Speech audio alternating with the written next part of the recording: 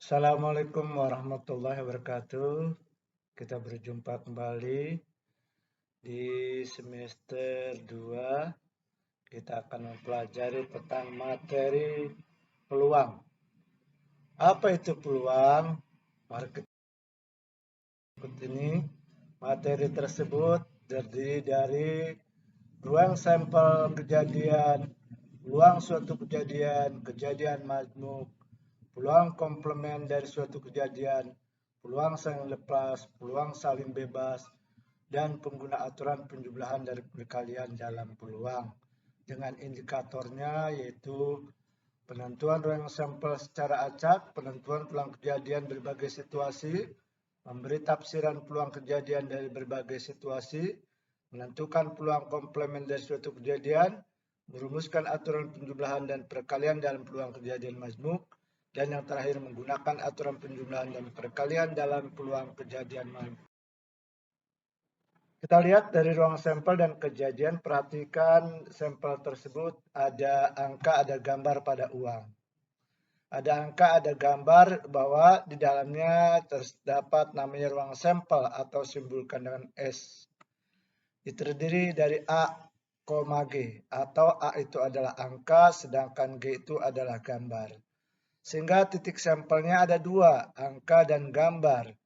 Dengan titik sampelnya NS-nya 2. Kejadiannya satu, kejadian muncul bisa di angka sisi atau sisi angka, dan yang kedua kejadian muncul sisi. Kalau kita lihat ada lagi yang disebut dengan kejadian pada sebuah dadu. Dadu kalau kita lihat dengan 6 sisi, 1, 2, 3, 4, 5, 6, angka 1, angka 2, angka 3, angka 4, angka 5, angka 6. Sehingga ruang sampelnya adalah disebutkan dengan S, 1, 2, 3, 4, 5, 6. Titik sampelnya 1, 2, 3, 4, 5, dan 6, maka S-nya adalah 6. Kejadiannya bisa terdiri dari muncul sisi angka 1, sisi angka 2, sisi angka 3, dan seterusnya. Apa yang dimaksud dengan ruang sampel atau kejadian? Perhatikan, ruang sampel adalah kumpulan dari suatu hasil yang mungkin dari sebuah percobaan. Kejadian yaitu beberapa elemen dari hasil ruang sampel yang sedang diamati. Sehingga penilaian proses pertama adalah tentukan ruang sampel dan banyaknya anggota ruang sampel. A. Pada pelemparan dua mata dadu atau dua mata uang, yang B pelemparan 3 mata uang. Sehingga pertanyaan yang kedua adalah tentukan X, banyaknya anggota X. A. Pada X yang menyatakan kejadian munculnya bilangan genap pada percobaan elemen sebuah dadu. Dan yang B, X yang menyatakan kejadian muncul mata uang, angka, dan gambar secara bersamaan pada percobaan lemparan yang kedua. Nah, peluang suatu kejadian disimbolkan dengan S, yaitu ruang sampel dengan banyaknya anggota N dalam kurung S, dan M merupakan suatu kejadian yang banyaknya anggota N dalam kurung E, maka peluang kejadian ada itu adalah P kurung buka N sama dengan NE dibagi NS. Kisaran nilai peluang FE adalah 0 kurang dari P kurang dari sama dengan 1. Sehingga P dalam kurung E ada 1 disebut dengan kejadian pasti, dan PE 0 disebut dengan kejadian mustahil. Contoh, pada pelemparan sebuah dadu tentukan peluang muncul sisi angka ganjil. Kita tahu bahwa pada uang itu ada 6, ganjilnya adalah 135. Sehingga ruang sampelnya adalah 6, sisi ganjilnya adalah 135, dan NS-nya menyatakan 3.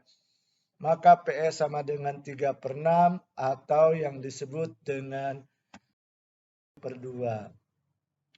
Kejadian majmuk, kejadian dua atau lebih kejadian yang dioperasikan sehingga membentuk kejadian baru. Kejadian E dan kejadian komplement E memenuhi persamaan PE ditambah PE aksen sama dengan 1 atau PE sama dengan 1 dikurang PE. Contoh serangkaian atau seperangkat kartu remi atau brit diambil secara acak dalam satu kartu dan selembar kartu, tentukan peluang terambil kartu as. terambilnya bukan kartu as. Sehingga kita jawab banyaknya kartu NS itu 52, banyaknya kartu remi, banyaknya kartu S itu ada as itu ada 4, NE sama dengan 4, berarti PE sama dengan 4/352 atau 1/13. Sehingga peluang bukan as adalah PE sama dengan dikurang 1 negatif PE atau 1 dikurang 1/13 sama dengan 12/13. Yang selanjutnya penjumlahan pada peluang dua kejadian A dan B saling lepas jika tidak ada satupun elemen A sama dengan elemen B. Untuk dua kejadian paling lepas salah satu A dan B terjadi di mana ditulisnya P kurung muka A anggota U atau A gabungan B, sedangkan P A gabungan B sama dengan P kurung A ditambah P kurung B.